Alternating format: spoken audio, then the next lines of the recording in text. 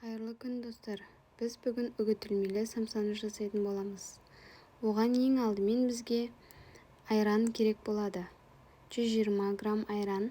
Содан соң сармай, ертілген сармайды қосып, бір дана жұмыртқа қосамыз. Содан соң бір шай қасық тұз саламыз. Тұз салып осылай араластырып, жақсылап разрыхитель тест қосамыз. Міне көріп тұрғандарыңыздай қосып жатырмын. Содан соң ең алдымен електен өткізіліп қойған ұнымызды қосамыз. Мен 2 бөліп қостым. Осылай жақсылап илеп, қамырдың басын біріктіреміз. Мына екінші бөлігін салып араластырып жатырмын. Бізге 400-500 грамм ұн кетті.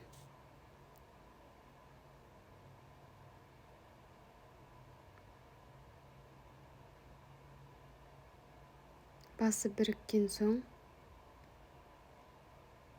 осылай целлофанға салып, холодильникте жарты сағат немесе 20 минутқа қойып қоямыз.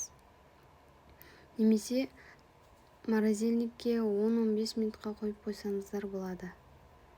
Міне уже дайын. Қамырды осылай алып, дөңгелек етіп бөліктерге бөліп аламыз. Менде 40-42 граммнан болды. Және 15-20 дана шықты. Міне көріп тұрғандарыңыздай осылай домалақ етіп алсаңыздар болады.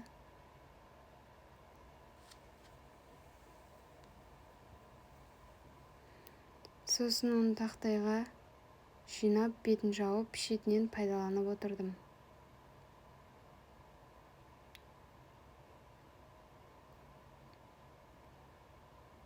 Міне осылай жайып аламыз.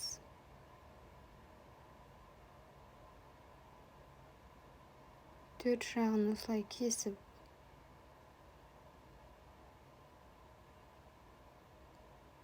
менде 2 түрлі начинкамен болды самса. Біреуі етпен, біреуі картоппен. Сіздер өз қалауларыңызға қарай қосып жасасаңыздар болады. Менде қойдың етінен жасалған начинка. Міне тағы да біреуін көрсетіп жатырмын. Басында сіздерге қиын болуы мүмкін. Бірнешеуін жасаған соң оңай болып кетеді. Осылай 4 бөлікке бөліп кесіп алсаңыздар, өздеріңізге ыңғайлы болады. Бірінің үстіне бірін жабыстырып отырамыз.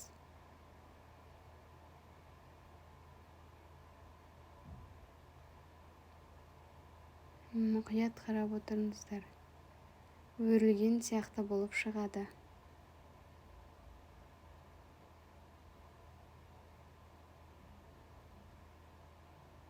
Жан жағын осылай біріктіріп шығыңыздар. Немесе ішіндегі салмасы сыртқа шығып кетуі мүмкін.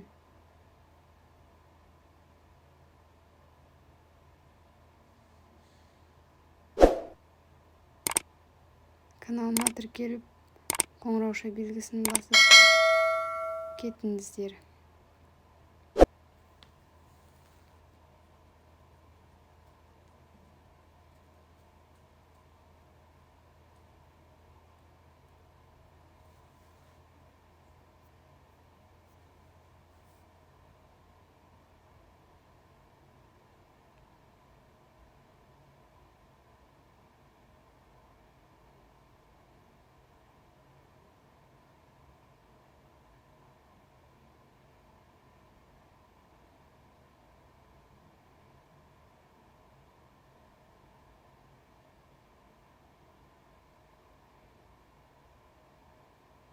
Міне мен картоппен қосылған бөлігін осылай түйіп шықтым.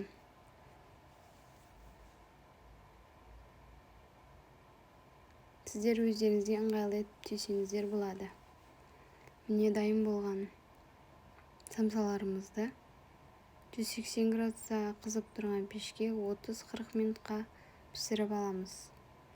Ішіндегі начинкалары толықтай пісіп шығады. Сіздер күнжіт сепсеңіздер болады. Сіздерге ас болсын. Сау болыңыздар.